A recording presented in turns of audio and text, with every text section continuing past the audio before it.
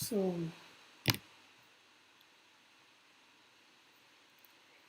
let's start.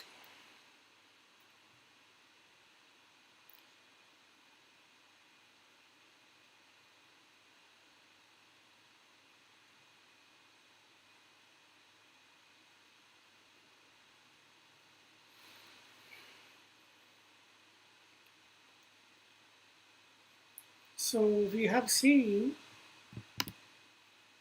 2 chapters already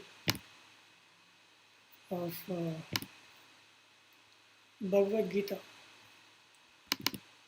So now we are heading towards another chapter, Karma Yoga. This is the third chapter, very important chapter. Why this chapter is important is because many people do misunderstand on the Karma Yoga. Whatever people, just let me make it very clear.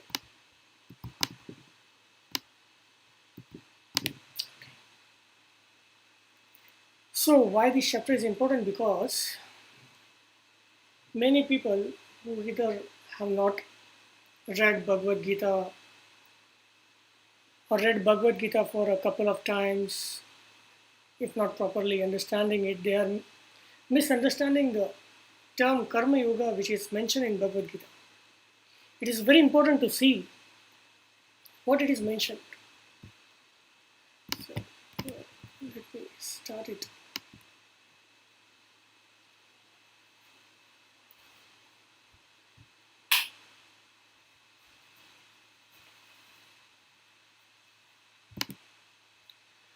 Again, so sorry.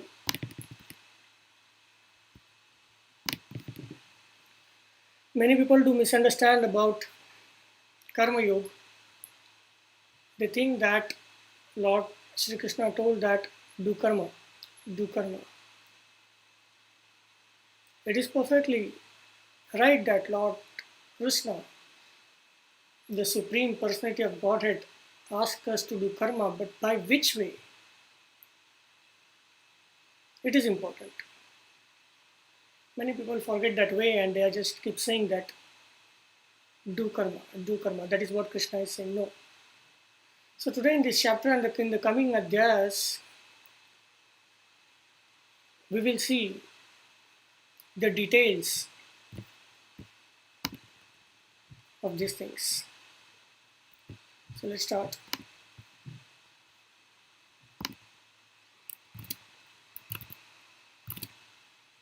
Karma Yoga. Arjuna said, O Janardana, O Keshava, why do you want to engage me in this ghastly welfare if you think that the intelligence is better than fruitive work? We have seen Arjuna Vishad Yoga, the first adhyaya, the first chapter of Bhagavad Gita. In that Arjuna Vishad Yoga, Arjuna was in grief. He was thinking completely with his intellect and belief system. On the second chapter, we have seen that in the Sankhya Yoga, how Sri Krishna told Arjuna that we are not this body but we are soul. The soul is continuously changing body from one body to another body.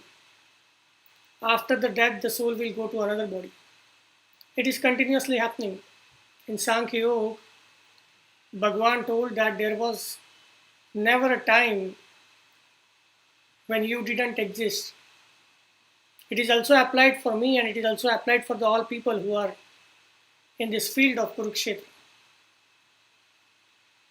So existence doesn't depend on the physical appearance which is made up of elements or tattvas. Supreme Personality of Godhead told that your real existence, everybody's real existence is soul, which is called as a Brahma Tattva, which is everywhere, which cannot be destroyed, which cannot be cut into pieces. There is not a single place in this whole universe where this Brahma Tattva didn't exist, so it pervades everywhere. That is what we have seen in Sankhya Yoga. Then Sri Krishna told how a yogi look like, how he behaves. So Arjuna is saying that why do you want to engage me in this ghastly welfare? Now Arjuna understood a little bit of thing what Krishna wanted to say. At this moment, Arjuna didn't completely understand the Sankhya Yoga which is told by Krishna. He was still confused. So he told that why do you want to engage me in this ghastly welfare if you think that the intelligence is better than fruitive work? If you think that intelligence is better than the fruitive work, why you want me to engage in this war? Why you want me to do the war? Why you want me to kill all these people? Why you want me to suffer? This all thinking was coming from the intellectual mind. My intelligence is bewildered by your equivocal instructions. Therefore, please tell me decisively which will be most beneficial for me. So here Arjuna is accepting that I am already in dilemma. I don't know what to do. Whatever instructions you will give me, the way you will teach me, the way you will explain me the things, I will take it because I have surrendered to you. I have complete surrender to you. So please tell me decisively which will be the most beneficial for me, he asked to Krishna. That I am not understanding what you are saying. You told me about Sankhya Yoga. You told me that killing the people in this Kurukshetra war which are in front of you, you are not killing them, but their real existence is soul. So why you want to engage me into all this work? The Supreme Personality of Godhead, Shri Krishna said, "O sinless Arjuna," this is very important, sinless Arjuna. This word is very important because somebody who has completely surrendered to Supreme Personality, someone who has completely surrendered to Divine, only that person is eligible to acquire the knowledge and to get it properly. If the one is not completely surrendered, if the ego is still coming out from the person, ego is still showing off, then that person cannot acquire the real supreme knowledge. And here Sri Krishna is saying that, oh sinless Arjuna, you have already surrendered. Your heart is very kind. Your heart is open. I have already explained that there are two classes of males who try to realize the self. There are two classes of males who wants to realize the self. Some are inclined to understand it by empirical, philosophical speculations, and other by the devotional services. It's quite an interesting thing.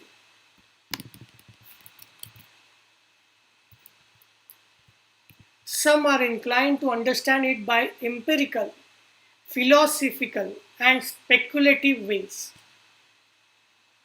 So some people want to understand it first by the intellect. Then it will go to their samskara, then it will go to their belief system, and slowly, they will understand it. Slowly. And others by the devotional service. Devotional service is for somebody who is surrendering to Supreme Personality of Godhead. That is the devotional service. Complete surrender. Whatever happening is with me, whether good or bad, is done by Supreme Personality of Godhead, the Paramatma. So whatever odds are happening with me, whatever goods are happening with me, whatever is not happening with me, whatever I am expecting, everything is done by Supreme Personality of Godhead, the Paramatma. Complete surrender. It is a way of devotion. So these are the two classes of males who are trying to realize the self, who want to know the reality of their own existence. Not merely abstaining from work can one achieve freedom from reaction, nor by renunciation alone can one attain perfection. Not by merely abstaining from work when we are talking about the Karma Yoga. If you will not do work, it doesn't mean that you are getting freedom from all the reactions. Even if you are breathing, that is karma. So understand the difference between karya and karma. Whenever we are doing any kind of action, eating, walking, breathing, moving, seeing, hearing, any kinds of action, all actions are under the karya. All actions are under the karya. But those actions which have emotion attached to it, but those actions which have something connected with it are called as karma. So if you are thinking that I will not do any karma, so if I will not do any action, it means that I am going away from the karma. I am going away from the reaction. Why reaction will come? If there is a cause, then there will be a reaction. There is a cause, there will be reaction. So if somebody is saying that I will not do any cause, I will not do work, I will just sit like this, then also they are creating karyas and karmas, because continuously thoughts are flowing in our mind. And out of those thoughts, hundreds of thoughts we are interacting with every moment, whether they are conscious, subconscious, or superconscious. So whenever we are interacting with it, we are getting attached to it. We are attaching emotion to it. We are attaching hope to it. We are attaching hate to it. We are attaching anger to it. We are attaching happiness to it. Everything is attached. It becomes karma. So not merely abstaining from the work one can achieve freedom from the reaction, nor by renunciation alone can one attain perfection. Everyone is forced to act helplessly according to the qualities he has acquired from the modes of material nature. Modes of material nature. We have seen the modes of material nature in the previous session. Everyone is forced to act helplessly according to whatever the quality is he has acquired from the modes of material nature. Whatever the tattva has, whatever the gunas has. In this universe, the creator of universe is Lord Brahma, the maintainer is Lord Vishnu, and the destroyer is Lord Shiva. Now, Lord Brahma comes under Rajaguna, Lord Vishnu comes under Sattva Guna, and Lord Shiva comes under Tamoguna. Does that mean that they are only holding these gunas? No. They have the majority, they have the major proportion of the guna as mentioned. But still they also have the Brahma, who is having the majority of Rajaguna in all the universe. Still he is having the Sattva Guna, still he is having the Tamoguna. Vishnu, who is a Sattvic Murti, who has the majority of Sattva Guna, still he has a form of Rajoguna, still he has a form of Tamoguna. Same case for Mahadev. Brahma, Vishnu, Mahesh. Every universe has different Brahma, different Vishnu, different Mahesh. We have n number of universes. Nobody can go away from the modes of the material nature. Therefore, no one can refrain from doing something.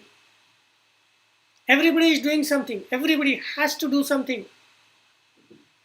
You cannot stay without doing karma, not even for a moment. Not even for a moment. Then whether you will do sattva, whether you will do raja, whether you will do tama, or whichever tattvas you are interacting with. But whatever you will do, you are doing something. Now it is very interesting thing. At the end of this session, you will understand what Lord Sri Krishna wanted to say about this. One who restrains the sense of action, but whose minds dwell on the sense object, certainly deludes himself and is called as a pretender. One who restrains the sense of action.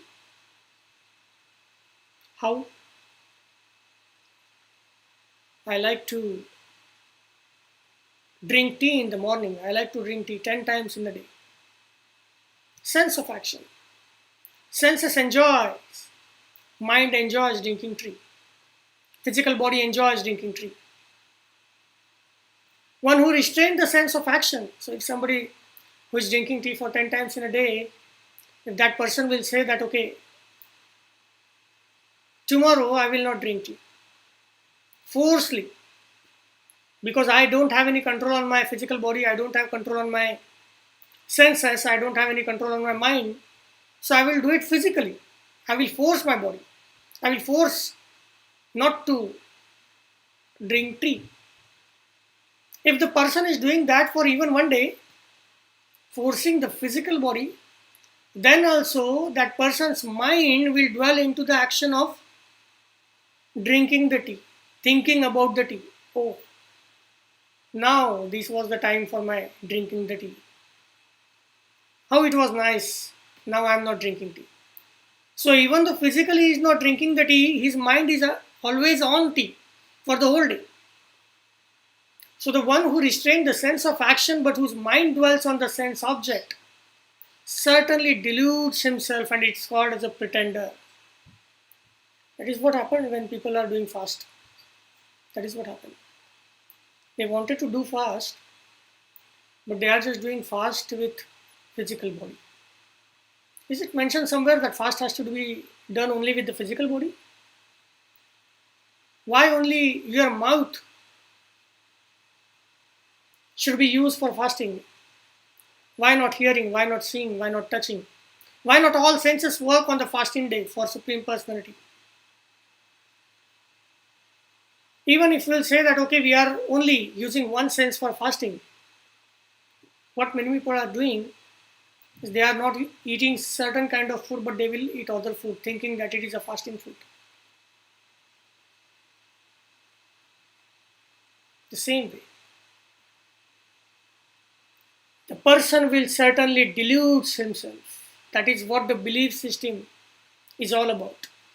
Unless and until you remove all the belief system, unless and until you remove all the shackles of it, you will not understand the reality.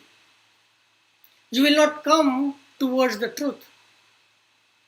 On the other hand, if a sincere person tries to control the active senses by mind, if a sincere person tries to control the active senses by the mind and begins karma yoga without attachment, he is far superior. Far superior.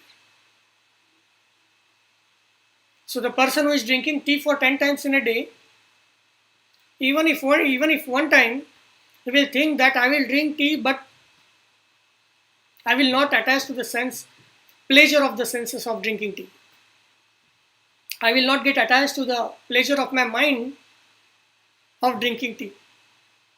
So I will just drink tea as it is. I will just drink tea. It is called as a sincere person who is trying to control the active senses by mind. Similar for fast. Similar for fast. Fasting doesn't mean that you have to devote to Supreme Personality of God only for 10 minutes or 15 minutes or 1 hour in a day.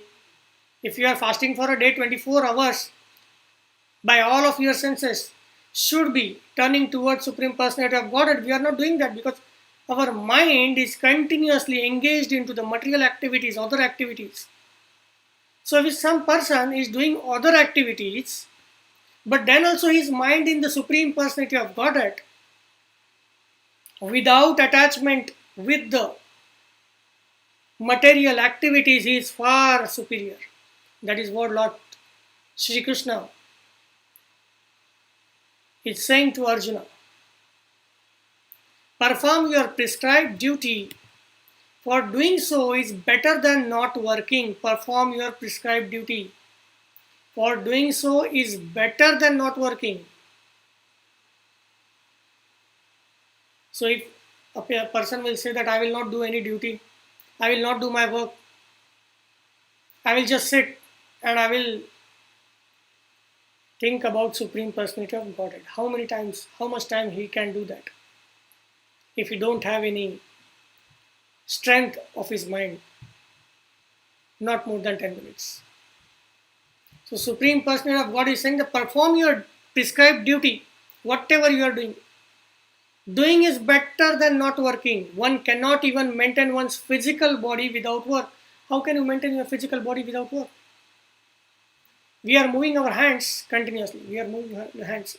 Let's say if you will not move this for 1 month, how will it function? If you will not open your eyes for 1 month, how they will function? It is proved that whichever our organs we are not using, slowly the environment itself is taking it out. So one cannot even maintain one's physical body without work. Work done as a sacrifice for Vishnu has to be performed. Work done as a sacrifice for Vishnu has to be performed. Otherwise, work causes bondage in this material world. The meaning of this word is, whatever action you are doing, whatever work you are doing, do your work, but back of the mind you are continuously should attach to the Supreme Personality of Godhead. You are continuously to be attached to the God. You have to be attached to the Paramatma. How we are attaching to the Paramatma? Once in a day for 10 minutes while doing puja. Many people are not even doing puja. Or whenever we are in a very bad situation, then we'll go to temple and then we'll seek the help from God. We will seek the help from God when we require it. Or if there might be people that who are going to temple just because of the love of Supreme Personality of Godhead. But after 6 months, after 1 month, after a couple of years, when the bad situation will come, they will ask God that I am doing so much for you from this couple of years. I have never asked you anything and now I am into this bad situation. Now try to help me. So the devotion has to be nishkam. So do your work, whatever you are doing. But back of the mind, you should be always connected to the Paramatma. Therefore, O son of Kunti, perform your prescribed duty of this war on the field of Kurukshetra for his satisfaction, the satisfaction of that Paramatma. And in that way, you will always remain free from bondage. Now you are thinking that you asked me the question that if I will kill my people, if I'll kill my teachers, if I'll kill my relatives, if I'll kill my well-wishers, I will incur sin on myself. So perform your prescribed duty for his satisfaction. While doing duties, you should be always connected to God.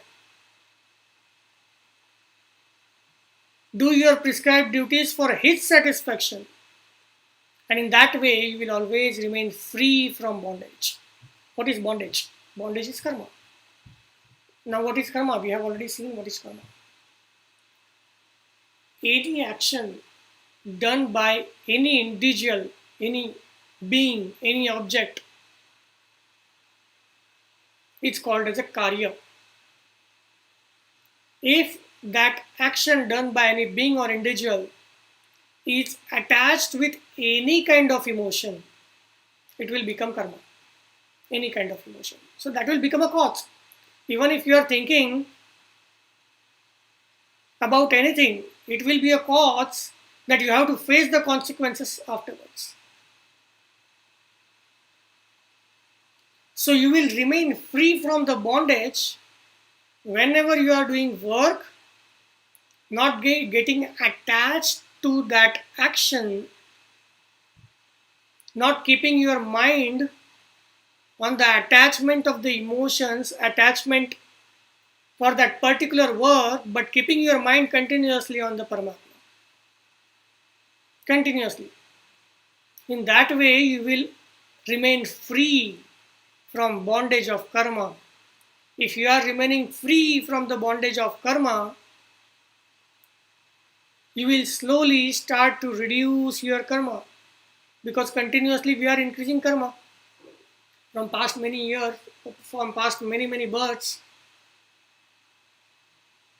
We are continuously doing karma. Prarabdha karma, sanchit karma, everything is working. If you want to go out of that cycle now, while doing your duties, so do your duty, but keep your mind on Supreme Personality of Godhead. If your duty says that, become angry. If your duty says that, become sad. If your duty says that having any kind of emotion, you can do that, but from the back of the mind, you should not copy what physical body is doing. Your mind should be always connected to Supreme Personality of Godhead.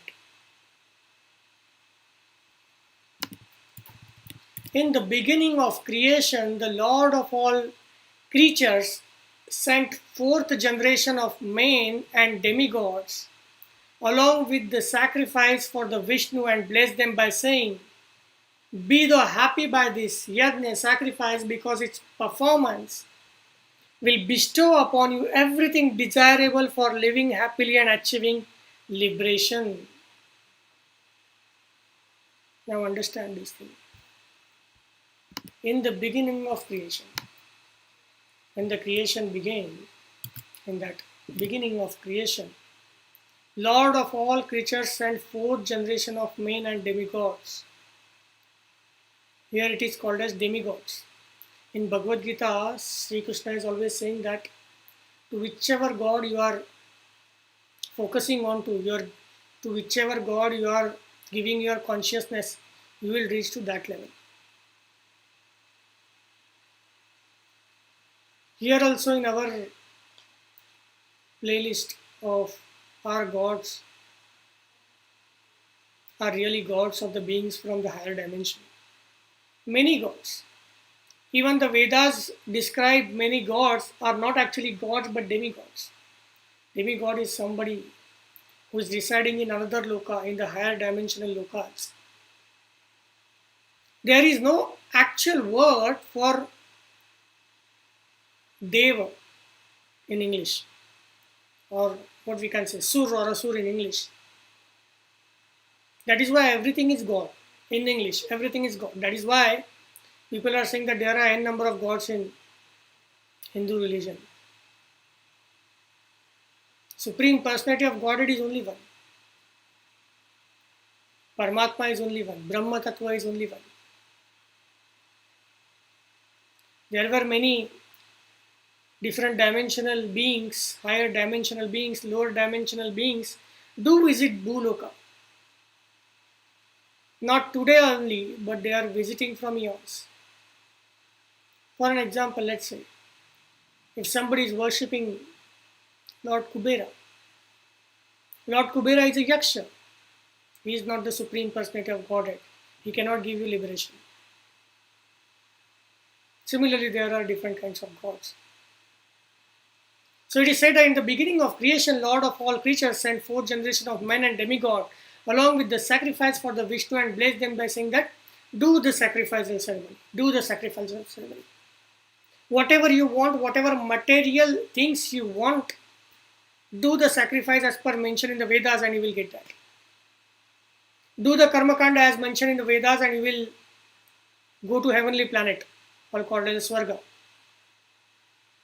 That is what Vedas are saying, the flourishing worlds. The demigods, being pleased by the sacrifices, will also please you. And thus, by cooperation between men and demigods, prosperity will regain for all. Whenever the people are doing karma kanda, as properly mentioned in the Vedas, they will get whatever they want. In Vedas, it is written that If you want anything, do this. If you want to achieve the higher position after death, if you want to go to Swarga, do this sacrifice. We can see that in Purana there are references about it. So the demigods being pleased by the sacrifices, demigod, not God, demigod. Why God, Supreme Personality of Godhead, will be pleased by sacrifice? He is everywhere. Whether you do sacrifice or not do sacrifice, it doesn't matter. Demigods being pleased by the sacrifice will also please you, and thus by cooperation between mains and demigods, prosperity will regain for all. In charge of various necessities of life, demigods being satisfied by the performance of sacrifice will supply all the necessities to you. Now if you can remember the story of Govardhan Leela of Lord Shri Krishna at a very young age, at the age of 7. In the charge of various necessities of life, the demigods being satisfied by the performance of sacrifice will supply all the necessities to you. But he who enjoys such gifts without offering them to demigods in return is certainly a thief. This is for the material people. So by doing whatever the karma kanda is mentioned in the Vedas, demigods will be pleased by the sacrificial ceremony. They will supply whatever your wishes are for the material life. But someone who is getting all those wishes fulfilled, enjoys those gifts without offering them to demigods in return, it's certainly a thief. The devotee of Lord are released from all kinds of sin because they eat food which is offered first for the sacrifice. So the devotees of Lord, while eating food, they are always giving the food first to their Lord. Are we chanting before eating the food? It was necessary in the previous time. Now also it is necessary that whenever you will eat the food, you should pray to the food. You should pray to all those because of whom you are getting the food. But now we forgot everything. Whenever the food will come on our plate, we will start eating. If somebody will say that, okay, now I will chant something, we will say what other people will say to me if I will chant in front of everybody. For what you are ashamed of. All living bodies subsist on food grains which are produced from rains. These food grains are getting produced from rains. All the living bodies are on these food grains. Rains are produced by the performance of sacrifice, and the sacrifice is born of prescribed duties. If you are doing your prescribed duties, as mentioned in the Vedas. After doing sacrificial ceremony, rain will be produced. There were many references that after doing sacrifice, the rain came. All the living bodies are on those food grains which are produced by the rain. Regulated activities are prescribed in the Vedas, and the Vedas are directly manifested from the Supreme Personality of Godhead. Regulated activities. In Hindi it is called as Anushasan. Regulated activities. So such kind of regulated activities are prescribed in the Vedas. And these Vedas are directly manifested from the Supreme Personality of Godhead, the Paramatma. Consequently, all the pervading transcendence is eternally situated in the act of sacrifice. So Supreme Personality of Godhead is explaining slowly, step by step to Arjuna, step by step. Now understand, step by step. If somebody will read only till this, he will not understand what Supreme Personality wanted to say after this. The major important things. My dear Arjuna, the one who do not follow in human life the cycle of sacrifice that's established by the Vedas certainly lead a life full of sin. Somebody who is not doing the whatever the actions told, whatever the cycles of sacrifice established by Veda, certainly they are leading to full of sin because they are not doing the work, doing the sacrifice for the demigods, who can give them the material opulence. Living only for the satisfaction of the senses, such a person live in vain. So somebody who is always living for his satisfaction of his senses. Always. Such person live in a vain.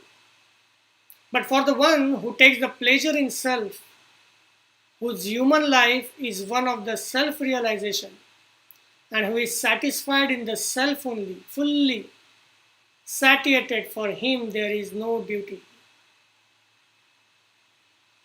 Previously, Sri Krishna told that you have to do duty, you have to do duty, you have to do your work, you have to do your karma.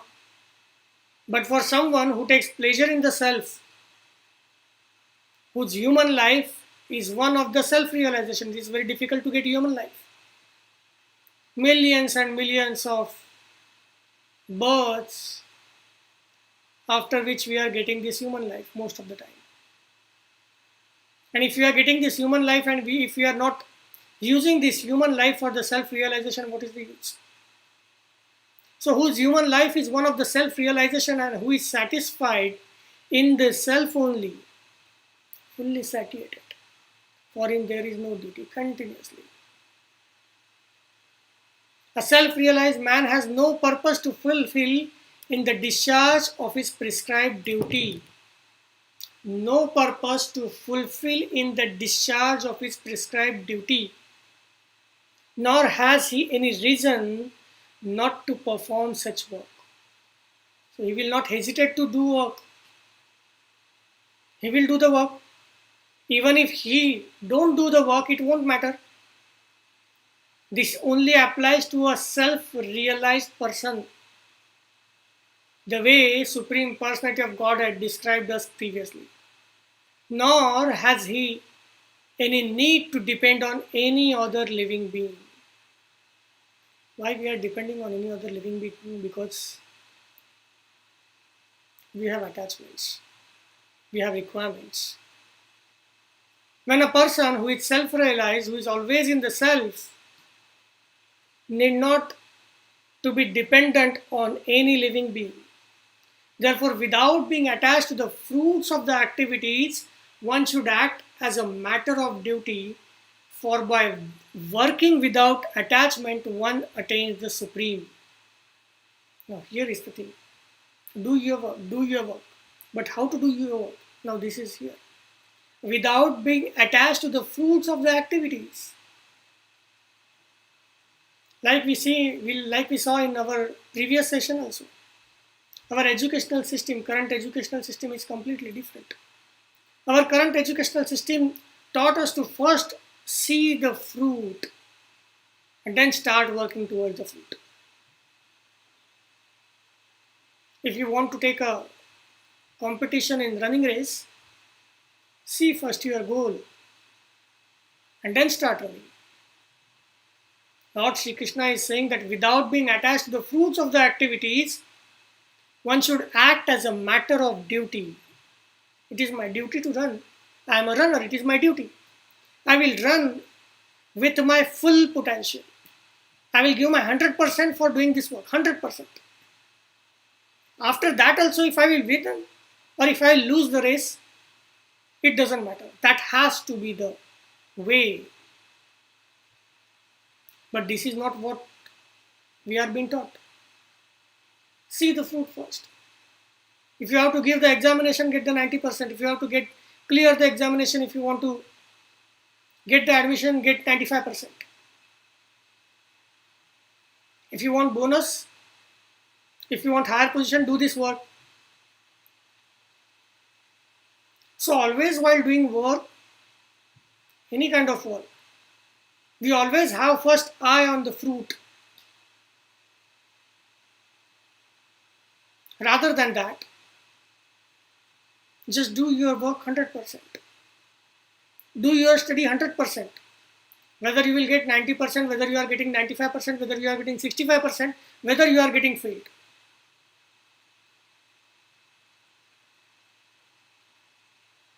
This Lord Sri Krishna also told in our second Adhyaya, Sankhya Yoga, that the fruit is not in your hand. Fruit is not in your hand. What is in your hand is to do your work. Now what will happen? Now people will say that how we can work. If I have to run, then I should focus on the fruit. Then only I can work. Then only I can run. Perfectly fine. But then don't get attached to the fruit. We are attaching to the fruit. We are attaching to that competition. If we will run with 100% and if we are not winning it, because of that attachment, the person will get sad. Okay, I have to get 95%. Okay, I'm studying.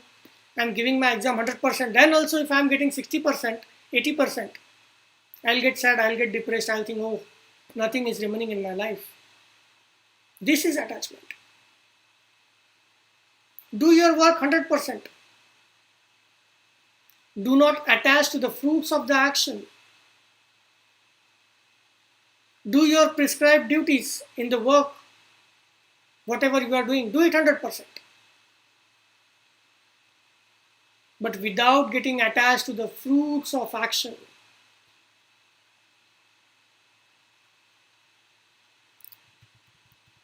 Kings such as Janaka attained perfection solely by performance of prescribed duties. Many people don't know that the Janaka was a lineage of kings. Many kings are called as Janakas. There were the lineage of Janaka. Kings such as Janaka. Now these kings were very self-realized. Very self-realized. Attained the perfection solely by the performance of prescribed duty.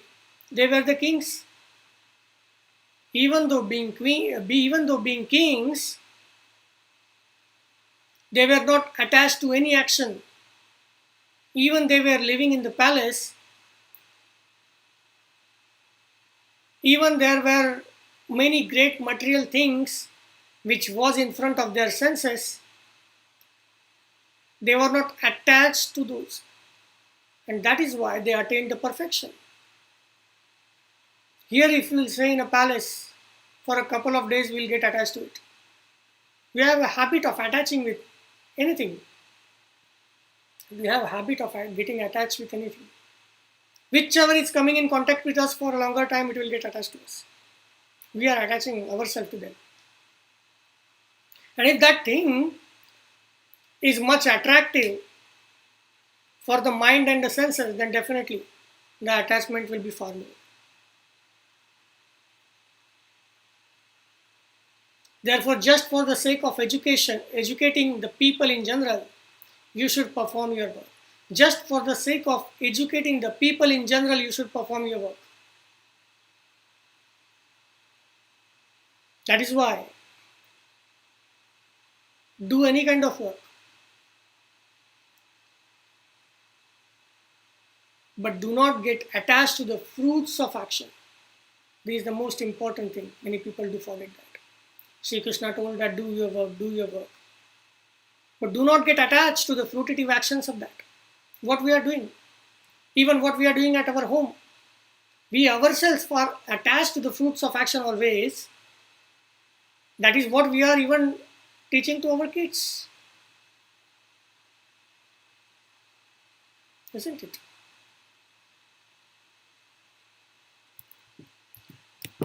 Whatever action a great man performs, common man follow. Whatever the action a great man performs, everybody will follow him, whatever he is doing. And whatever standard he sets by the exemplary act, all the world pursues. Whatever he will do, everybody will do. O son of Ta, there is no work described for me within all of these three planetary systems. Many people say that Sri Krishna was an ordinary person. Why Sri Krishna was an ordinary person? Because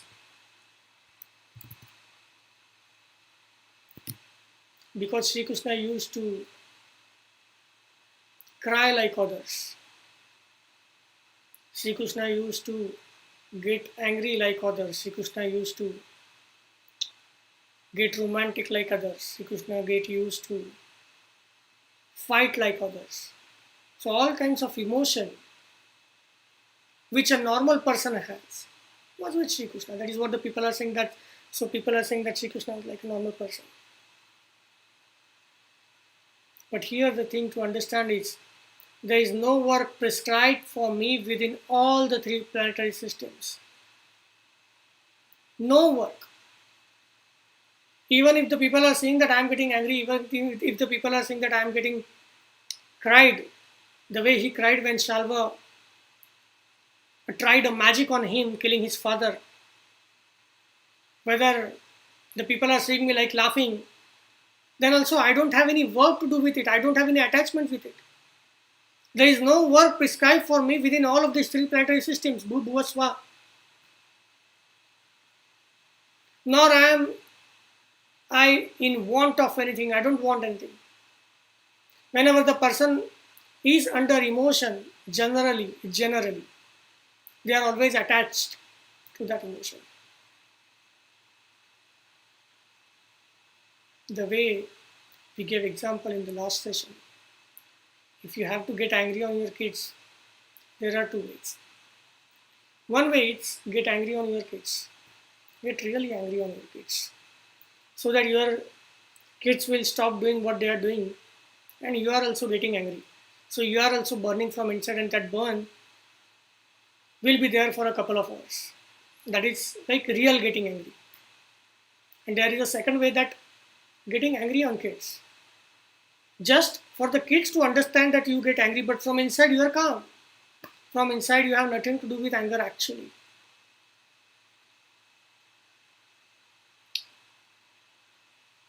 And yet I am engaged in the prescribed duties. That is what. For if I have ever failed to engage in a carefully performing prescribed duties of Partha, certainly all men would follow my path. Because people follow the great persons. If I ever fail to engage in carefully performing my prescribed duties, I am doing all my prescribed duties. I have never said that I will not do duty. I was even a charioteer of Arjuna. I didn't say that I will not do any of such duty, any of the duty in my life. But I am not attached to that duty. I am doing it just for the sake of doing. I don't have any attachment with it. If I did not perform prescribed duties, all these words would be put into ruination. I would be the cause of creating unwanted population, and I would thereby destroy the peace of all living beings, and that is why I am performing duties. That is why many intellectual people may think that Sri Krishna is doing everything the common person is like doing. But Sri Krishna himself is saying that I am just doing the prescribed duties just for the sake of doing without getting attached to it. All of these worlds would be put into ruination. I would be therefore destroy the peace of all living beings if I will stop doing it. As the ignorant perform their duties with attachment to the result, the learned may simply act but without attachment for the sake of leading the people on the right path. What ignorant people will do, whatever actions they are doing, they are getting attached to the action. Any action, any simple action, they are getting attached to it. If somebody is watching the serial, if somebody is watching the movie, they are getting attached to it. If someone is driving the car, he is getting attached to driving. If somebody is doing work in his office, he is getting attached to it. If you are learning, if you are studying, you are attached to the fruits of the action. If you are in a competition, you are attached to the fruits of the competition. But the learned may similarly act but without attachment. So probably a normal person cannot find the difference between the learned one and the ignorant one. Probably he will say that both are same. Both are doing their duties. It seems that both are ignorant. But the learned one is doing that act without attachment. Without attaching the fruits of the action. So as not to disrupt the minds of the ignorant men attached to the fruitive results of the prescribed duties, a learned person should not induce them to stop work. So those people who are attached to the fruitive results of the prescribed duties. Fruitive results. Someone who is learned person, who is not attached to the prescribed, who is not attached to the fruitive action of the prescribed duties, should not induce them to stop work, should not say them that stop doing such kind of work. Rather, by working in spirit of devotion, he should engage them in all sort of activities. Rather, by working in the spirit of devotion, spirit of devotion. Supreme Personality of God is explaining the spirit of devotion afterwards. He should engage them in all sort of activities, so that slowly and gradually the devotion in them will start to increase. It is very difficult to increase the devotion. Unless and until you put down the ego, the devotion cannot happen. There is a difference between a jnana yogi and a bhakti yogi. The person who is doing bhakti yoga and a person who is doing jnana yoga. It may be possible that a person who is doing jnana yoga may raise his kundalini through all the chakras.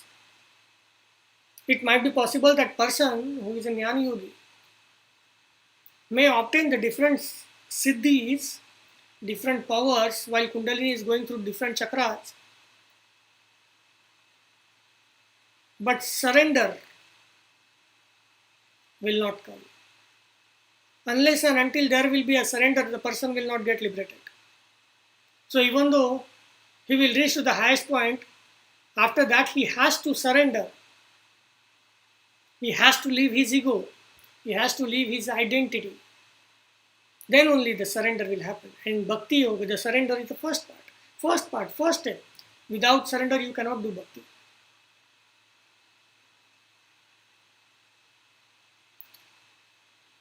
The spirit soul, bewildered by the influence of false ego, thinks himself the doer of the activities that are in actuality carried out by the three modes of material nature.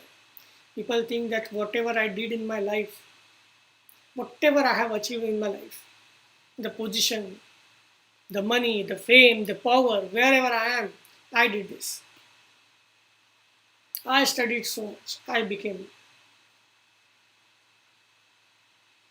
a better person. I did this. I have achieved the stardom. I ran in the competition and I won the prize. I did the examination and I got first in the university. I was a topper. The spirit soul, bewildered by the influence of the false ego, thinks himself as a doer of the activities. If somebody is thinking that he is doing things, he has done things, he is the doer, then he is the influencer. He came under the influence of the false ego. False ego, unnecessary pride, wrong pride, false ego. Nothing is yours. Are you this body? No. Are you these senses? No. Are you this mind? No. Then who are you? Are you this buddhi? No. Something which is beyond senses, something which is beyond mind, something which is beyond buddhi. That is you, the soul. So if you are thinking that whatever is done by me, I am the doer. then you are under the influence of the false ego. And all these are carried out by the three modes of this material nature continuously. So that is why Parth go beyond these three modes of material nature. One who is in the knowledge of the absolute truth, O mighty arm, does not engage himself in the sense and the sense gratification, knowing well the difference between work in devotion and work for the fruitive results. Now the one who is in the knowledge of the absolute truth, who knows the reality, who knows the real existence of himself, O mighty armed Arjuna, does not engage himself in the sense and sense gratification, knowing well the difference between work in devotion and work in fruitive result. That is what we have discussed. A runner has to run from this side to another side in a competition. If he is thinking that he is a doer, he has to achieve that fruit. If he get attached to that fruit, then definitely either he will get happy or he will get sad. Happy or sad, anything. Kind of emotion. So attachment, the karma, will get attached to that person. And somebody who is thinking that I am not a doer. Then who is a doer? The Paramatma is a doer. The Supreme Personality of Godhead is a doer. My work is only to run. I will run with 100%. I will do my examination 100%.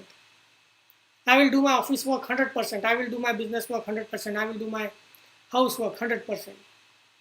Even if after doing 100%, if results are not achieved, results are always given by the Supreme Personality of Godhead and based on your prarabdha, karmas and daiva. Results are not in your hand. Never. So that is the difference between work in devotion and work for the fruitive results. Bewildered by the modes of the material nature, the ignorant fully engage themselves in the material activities and become attached. Due to all these modes of material nature, the people who are ignorant, the people who think that they are the doer, the people who are always seeing the fruitive results of the action always attached to them, are engaging themselves in the material activities and they are getting attached, continuously attached to something. Unless and until you get detached, you will not get liberated. Detached. Detachment is very necessary. Detachment is very important. But the wise should not unsettle them. Although these duties are inferior due to the performance lack of knowledge. Ignorant don't know that what he is doing.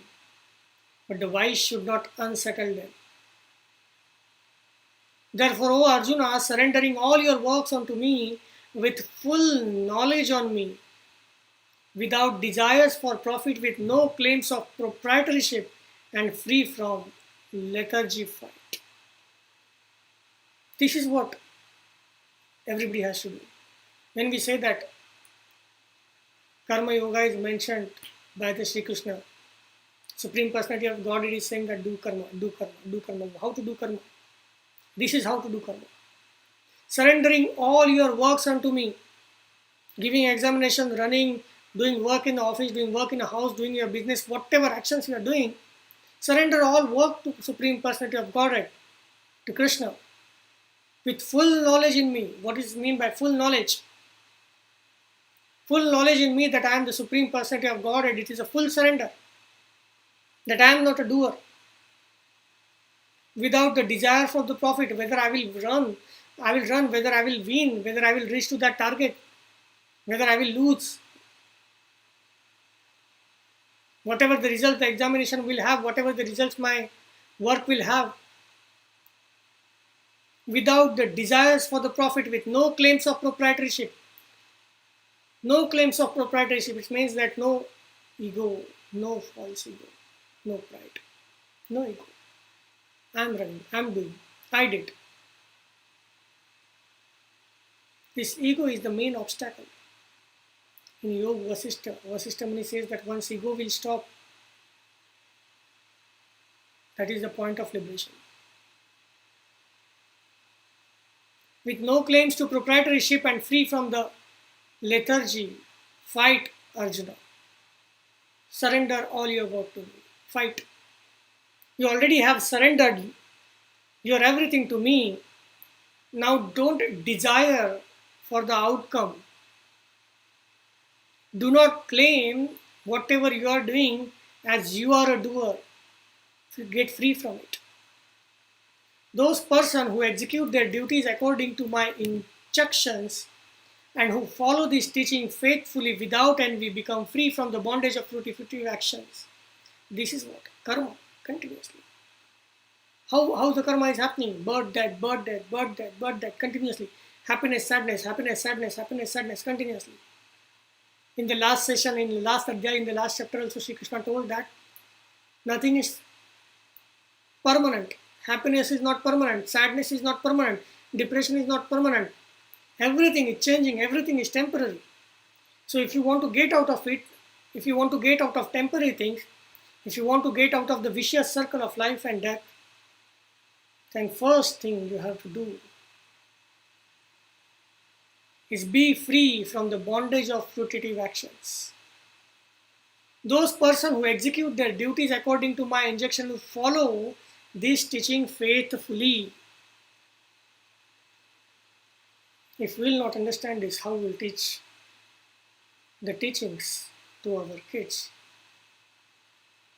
Without envy. Become free from the bondage of fruitive action. Whatever it will happen. If I will get that or no. If I will win or lose. Everything. Any fruitive action. Get released from the bondage of fruitive actions. But those who out of envy disregard this teaching and do not follow them regularly are to be considered bereft of all knowledge, befooled, and ruined in their endeavors for the perfection. So those who are not disagreeing these teachings and those who do not follow them regularly, it is not easy to follow it. Today we will decide that I will follow doing the actions without getting attached to the fruits of the actions. It will not happen. It is a continuous practice. It is a study. It has to be studied regularly. Those who are not doing it, they are considered bereft of all knowledge. They are fooling themselves. They are ruining their own way of becoming perfection. What is perfection? Perfection is going back to the Godhead, going back to the source from where they came. Even a man of knowledge acts according to his own nature. For everyone follows the nature he has acquired from the three modes. What can repression accomplish? Now the man's knowledge also acts according to these modes of nature, these gunas. What can repression accomplish?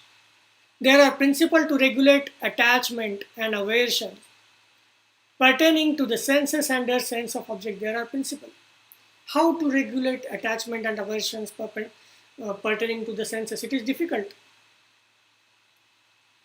As we have said, it is not easy that today we will decide and from tomorrow you will be completely free from the understanding of attachment. You will not do the action based on the fruitive results. This is what we are studying from since our birth. This is what our educational system is saying. It is not easy for us.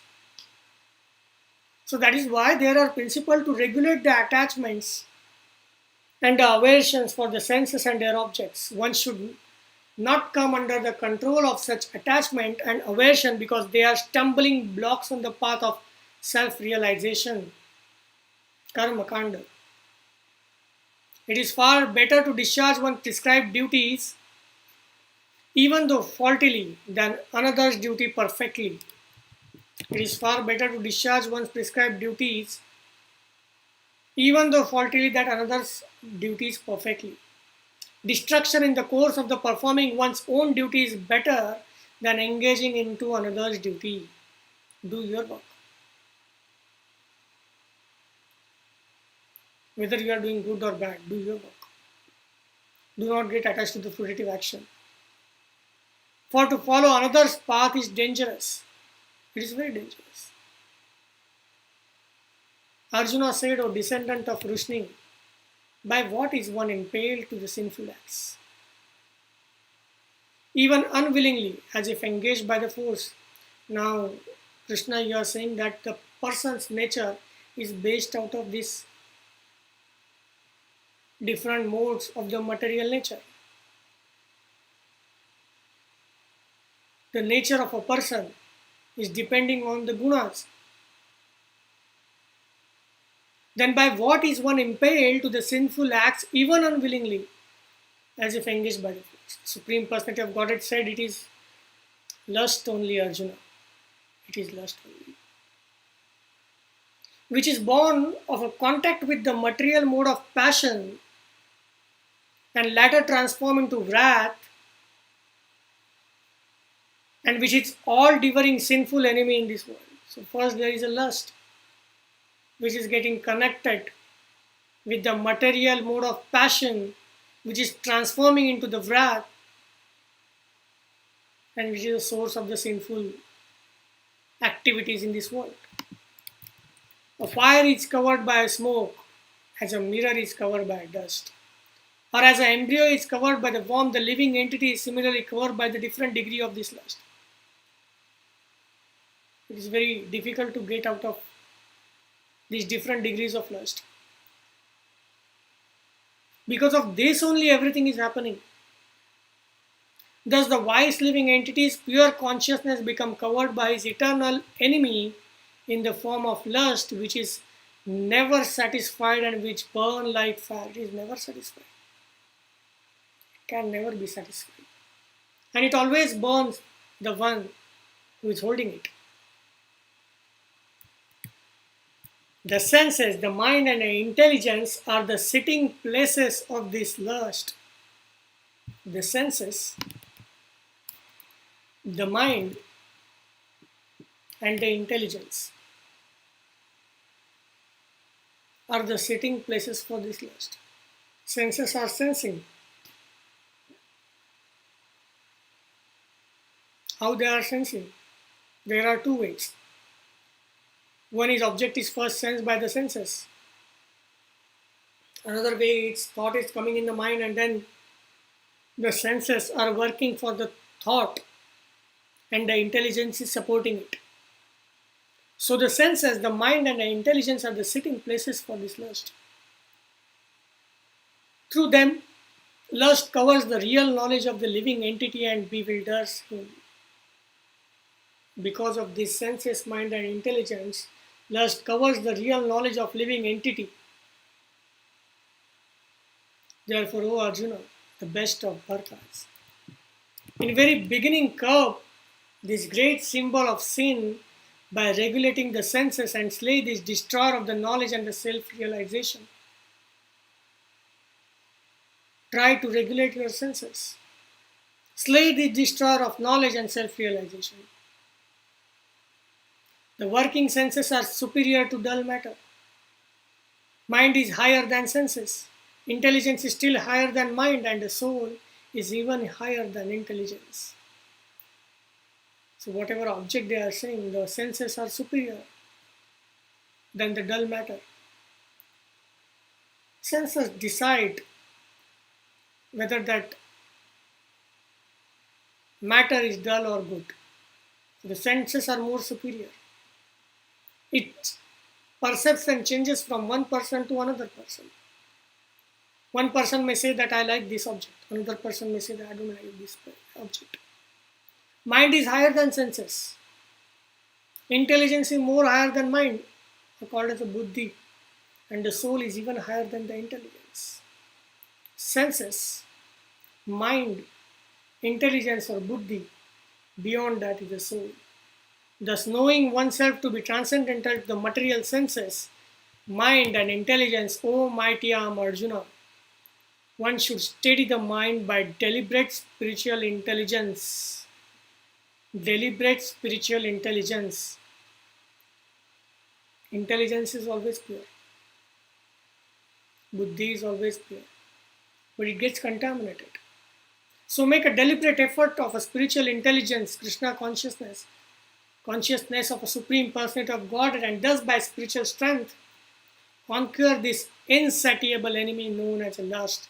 There is a one way to conquer this enemy which is known as lust is deliberately doing the Krishna consciousness, or called as a spiritual intelligence, keeping your buddhi towards the Paramatma deliberately. Deliberately word is very important. Deliberately. Then slowly, it will not happen immediately. It will slowly turn the lust away. And slowly we can conquer the enemy which is known as lust.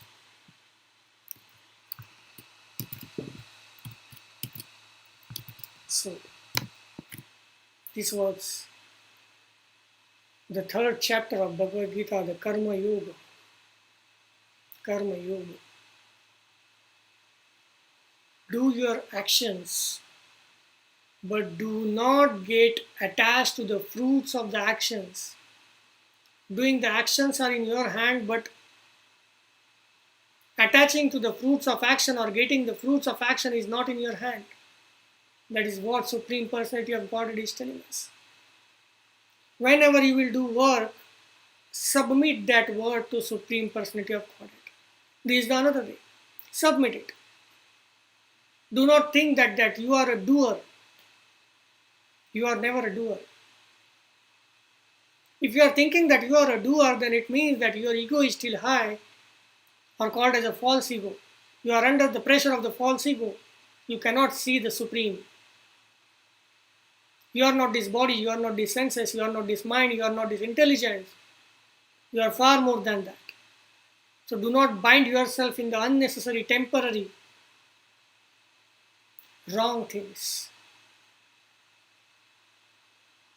So these are the major things Supreme Personality of Godhead told us in the third chapter of Karma Yoga. If you have any question, you can write it down in the comment. We will try to answer them. And we'll see you again on the next chapter. Namaste.